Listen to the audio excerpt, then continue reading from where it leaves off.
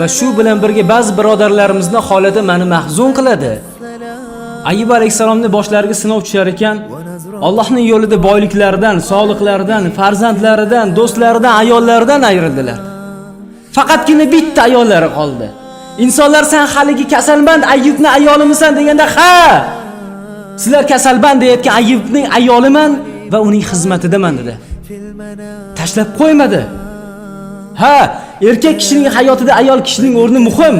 Uni halol topib kelishda, harom topib kelishda, biror gunohga qo'l urishda majbur bo'lishida ayol kishining o'rni muhim.